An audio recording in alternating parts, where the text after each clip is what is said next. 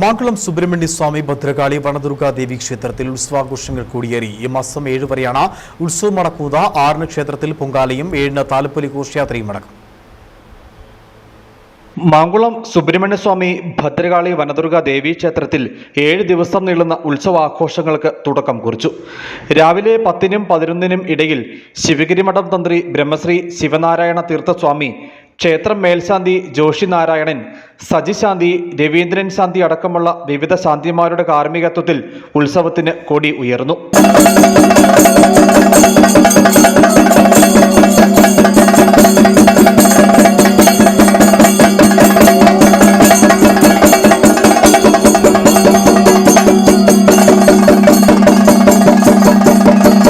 നാളെ രാവിലെ മഹാഗണപതി ഹോമവും വൈകിട്ട് സർപ്പപൂജയും 100 പാലും സർപ്പം പാട്ടും നടക്കും.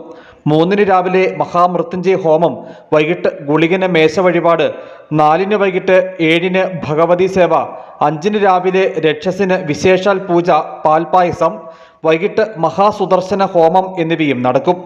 6-ന് രാവിലെ 10-ന് പൊങ്കാല മഹോത്സവം നടക്കും.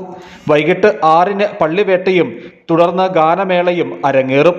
ഉത്സവത്തിന്റെ 7-ാം ദിവസം വൈകിട്ട് ആറാട്ട് ഘോഷയാത്ര ക്ഷേത്രത്തിൽ നിന്നും പുറപ്പെടും. തുടർന്ന് താളുംകണ്ടത്തു നിന്നും ക്ഷേത്രത്തിലേക്ക് താലപ്പൊലി ഘോഷയാത്രയും നടക്കും. ഉത്സവാഘോഷങ്ങളുടെ ഭാഗമായി ക്ഷേത്രത്തിൽ എല്ലാ ദിവസവും 3 നേരം അന്നദാനം ക്രമീകരിച്ചിട്ടുണ്ട്. വിവിധ ദിവസങ്ങളിൽ കലാസന്ധ്യയും അരങ്ങേറും.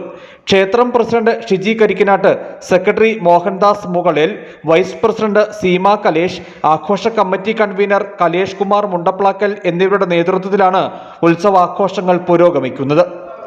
News bureau, Adimali.